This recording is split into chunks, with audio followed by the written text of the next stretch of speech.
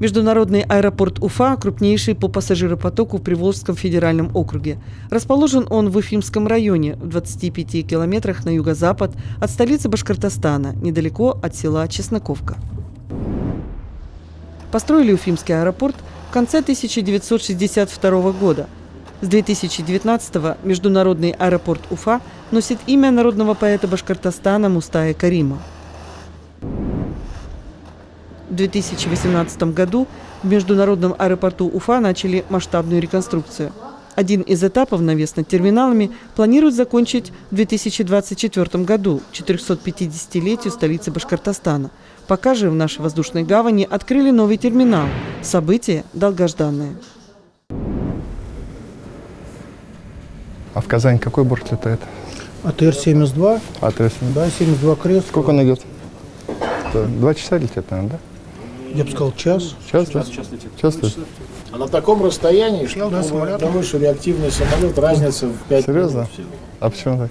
Ну, потому что пока разгонится, пока наберет, снизится. Это. Уже все. Плюс у этого еще свой выкидной трап, потому что если реактивный, пока трап подгонят. Ну да. Считается, из терминала в терминал, на нем получается быстрее. Рафич, а мы ждем гостей? Да, мы ждем гостей. Мы руководитель Федерального агентства воздушного транспорта России. Мы сегодня терминал открываем, то специально пригласили его приехать, во-первых, открыть терминал, во-вторых, у нас большое совещание будет по перспективам развития нашего аэропорта. Стратегия до 30 года, что мы делаем в этом году, подведем итоги. У нас сегодня такая большая программа. Спасибо. Александр Алексеевич, приветствую. Здравствуйте. Рад видеть. Спасибо за такой теплый, сердечный Это прием. по-нашему. Здравствуйте. Башкортостан Добро пожаловать в Республику Башкортостан. Никак не получается. Большой кусок какой-то. Прикусите и все. Да. Надо лопить, да? Это пригубить тоже. Это кумыс.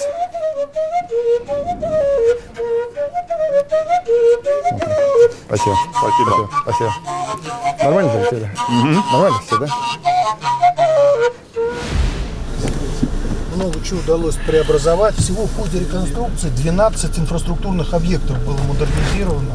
Один из них привокзальная площадь. Конечно, да. ШОС БРИКС помог. Да, помог нам международный терминал тогда, конечно, очень здорово. В аэродромной части. Да. Аэродромная И по аэродромной, да. Рулежную дорожку, это вторую. Так точно. Вот новый терминал, который 18 декабря получит разрешение на ввод в эксплуатацию. Собственно, 16 500 метров. Стоит из зданий, посадочной галереи. Возможность осмотреть, мы посмотрим. А сколько рукавов дополнительно? 2 телетрапа, Радь Фаридович, 2 телетрапа, это, условно говоря, 2 самолета. И у нас пропускная способность в час на прилет и вылет возрастает на 600 пассажиров. То есть у нас получается... Двое, да? Да, Так практически. точно. У нас получается по факту, что мы потенциал терминалов увеличили, а инфраструктура аэродромная, она не позволяет. Да, так вот? Отстает чуть-чуть. Тут вопрос еще, что у нас, если говорить про внутренние авиалинии, мы часть международного терминала мы используем для обслуживания внутренних рейсов. Это наша ноу-хау, реверсивная схема. И где-то мы один телетрап под это дело потеряли. От 160 до 180 тысяч жителей республики работают вахтовым методом. Представляете? И отсюда вот постоянно борты загруженные идут. Сколько мест стоянок, Александр Владимирович? 41, Александр Васильевич, но из них для расчетных типов самолет процент 35 не подходит. Потому что советский еще аэродром, он под Ан-24 конфигурацию конфигурирован. А под расчетный А320 сухой Суперджет и 737 у нас определенный дефицит в летний период есть. То есть как бы стоял... Штук 20-то есть, наверное? Так и есть. Так и есть. Мы приехали...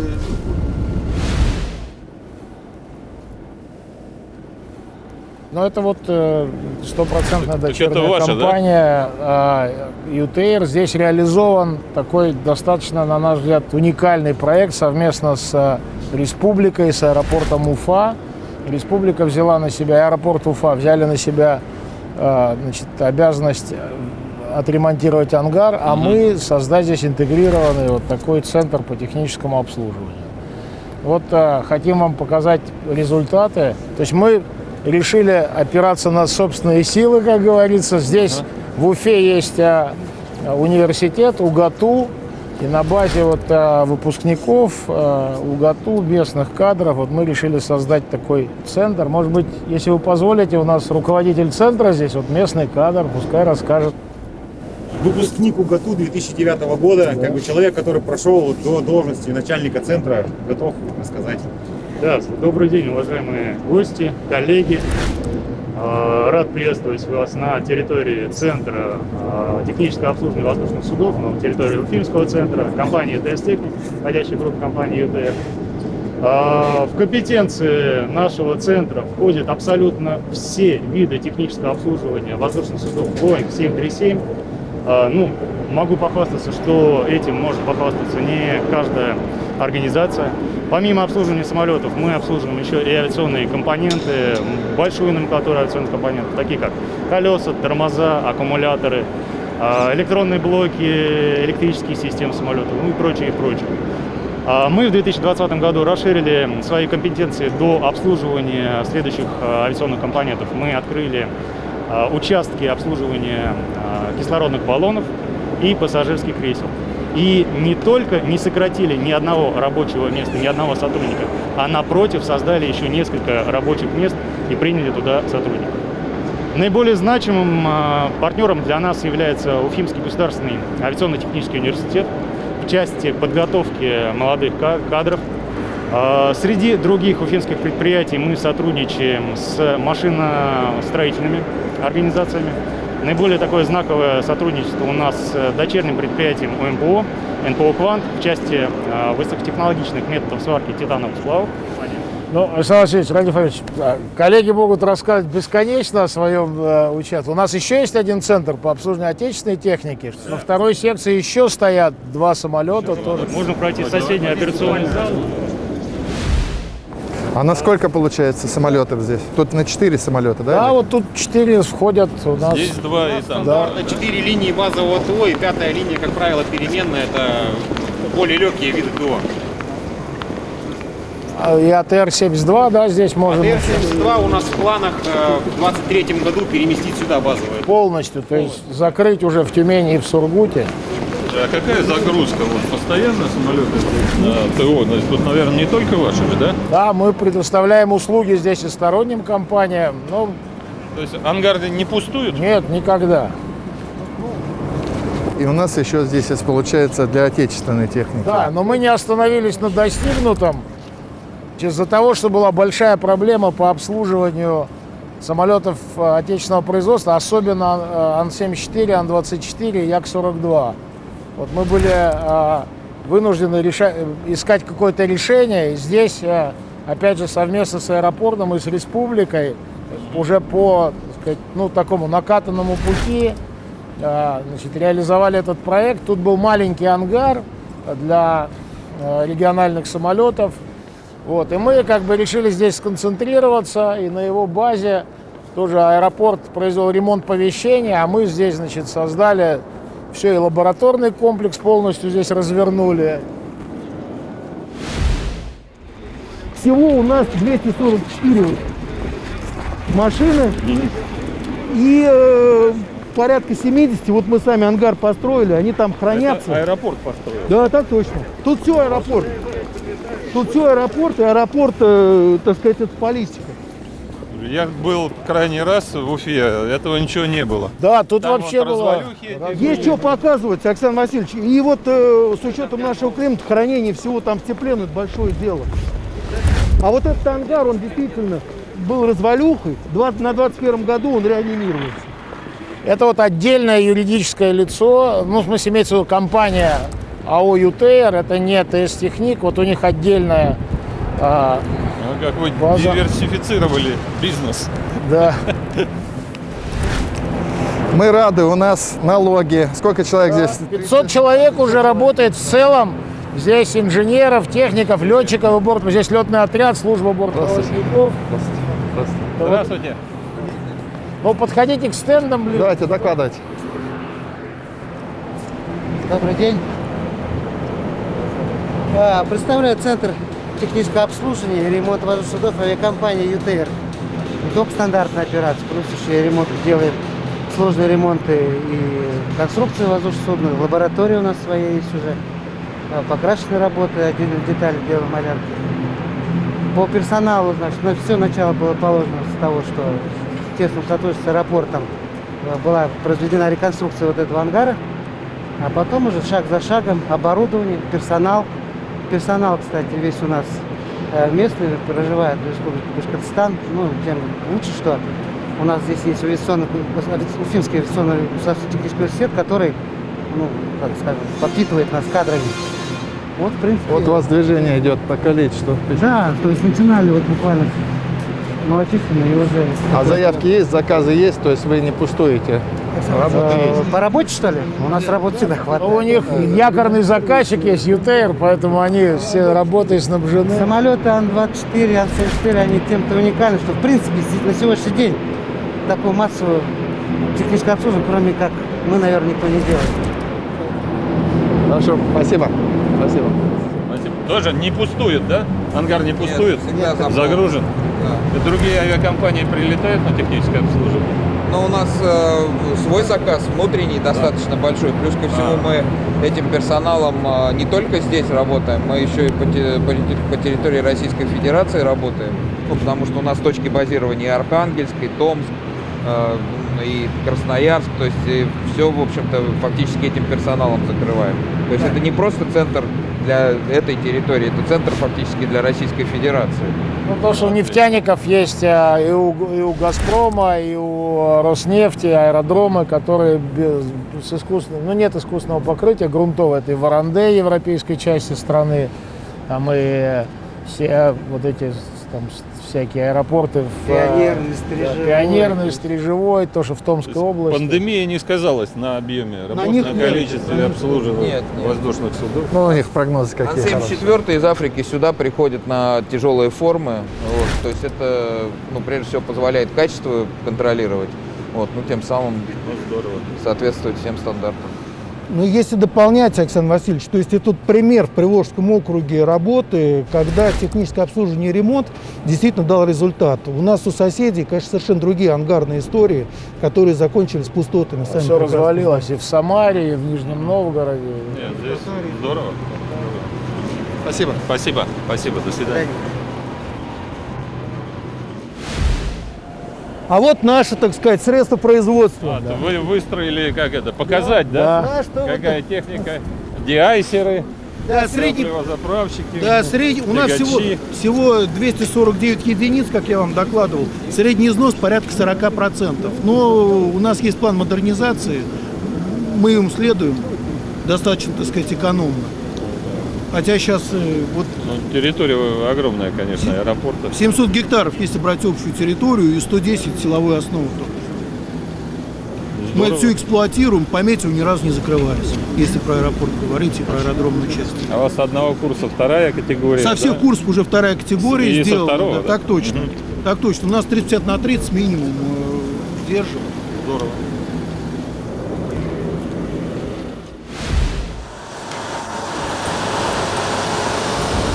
Я здесь еще не был, вот я с вами первый раз иду. Сейчас пойдем. Здравствуйте. Да. Работает? Что работает? Работает. Здравствуйте. Здравствуйте. Здравствуйте.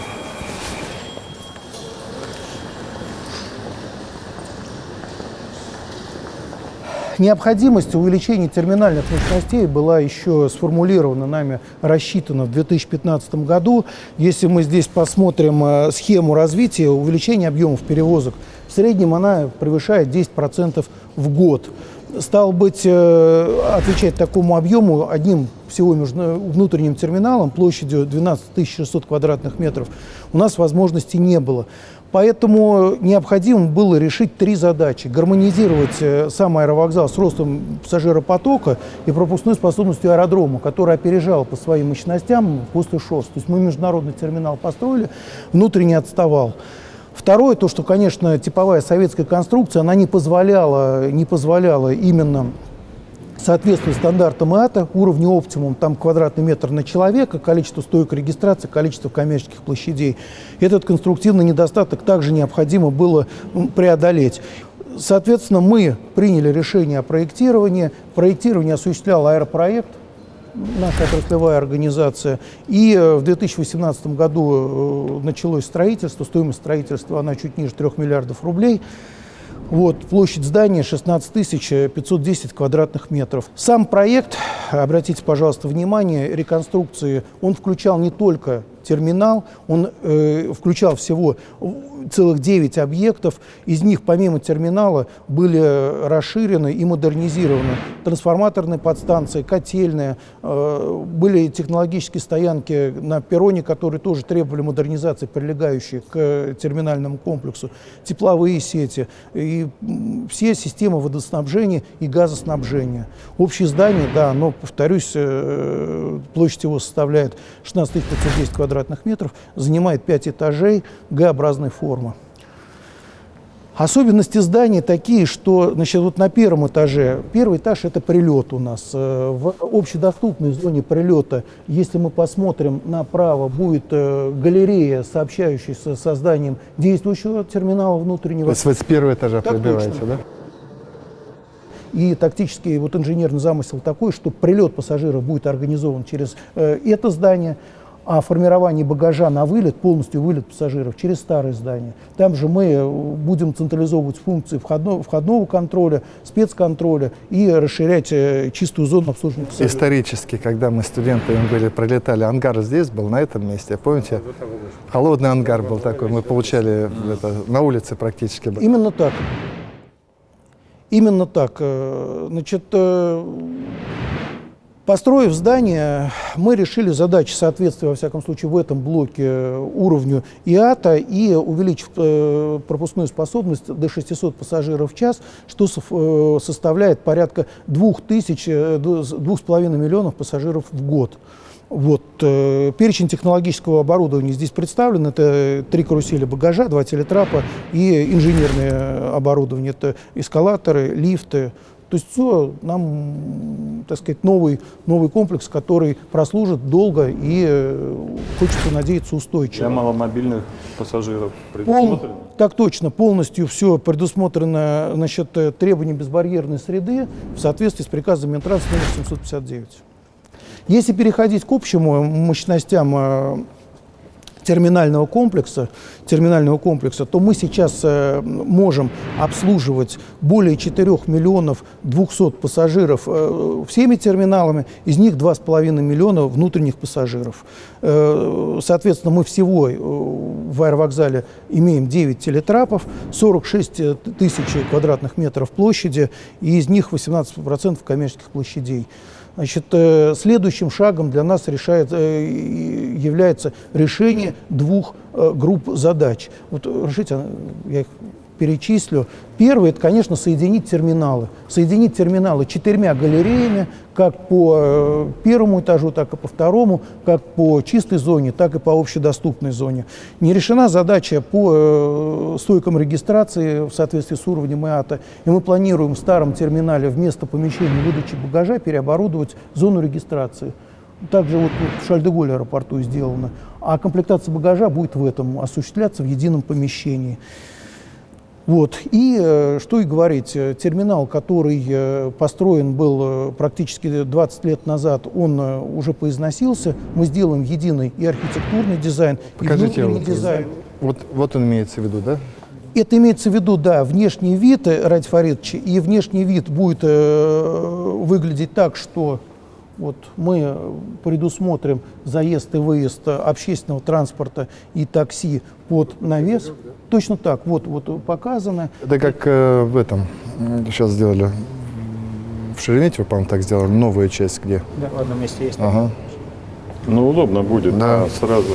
Единственное, там по требованиям транспортной безопасности у нас там должно быть расстояние, вот это надо предусмотреть. Будет выдержано, поскольку вот это расстояние, которое вы упомянули, Александр Алексеевич, оно будет как раз вот в районе 50 метров.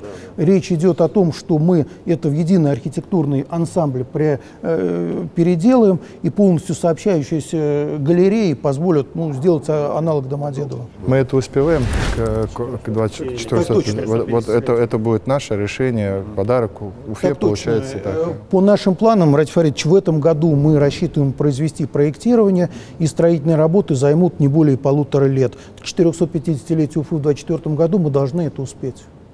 Галерея она широкая будет, вот то, что вы соединяете, или она узкая какая-то? Порядка она будет 3 метров в ширину, их 4 штуки. И если брать галерею, которая сейчас есть в Шереметьево, между Е и входа там в терминал Д, она будет и меньше. Это нормальное совершенно пространство. Вот. Она будет вот отсюда выходить и сообщаться с старым терминалом. И этим решением мы экономим порядка 3 миллиардов рублей за счет строительных работ. Так. Решите продолжить? Да, идем.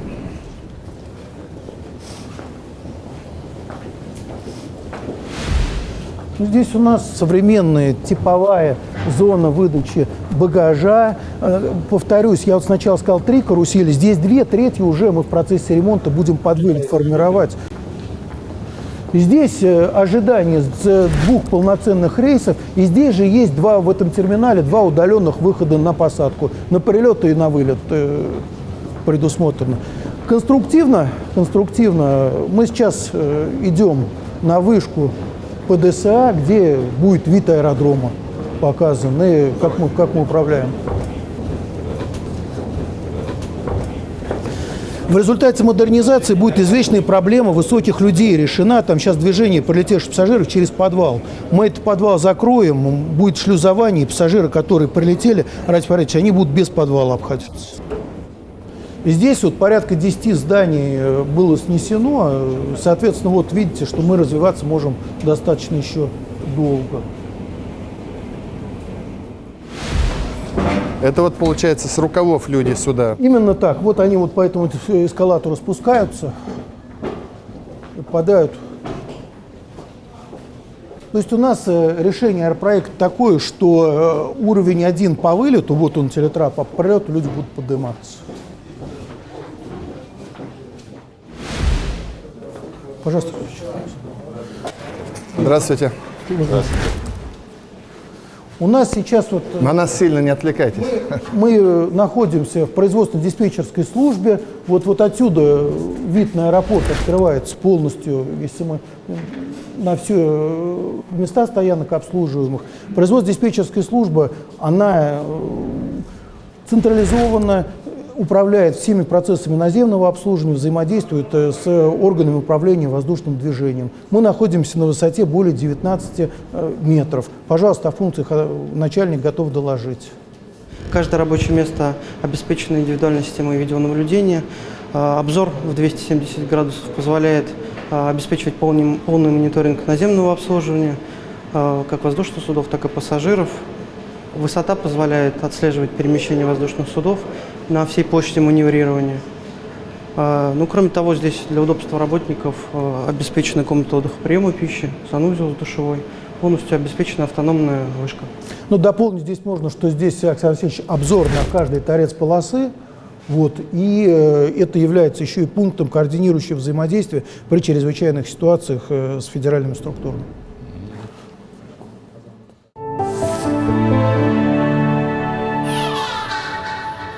Аэропорт Уфа является одним из самых удобных аэропортов Российской Федерации. При этом он удобен не только для пассажиров, но и для нас, для авиаперевозчиков. Это уже чистая зона, когда нас досмотрели, вот там вот самолеты будут в галерее, и прямо напрямую пошли, Радий Фаридович. Ожидания. Это лет 30, получается, назад. У нас была своя авиакомпания. Помните, БАЛ называлась, Башкирская авиалиния. Жители республики, гости республики, они, конечно, почувствуют изменения, когда будут сюда прилетать и отсюда улетать. Это самое главное.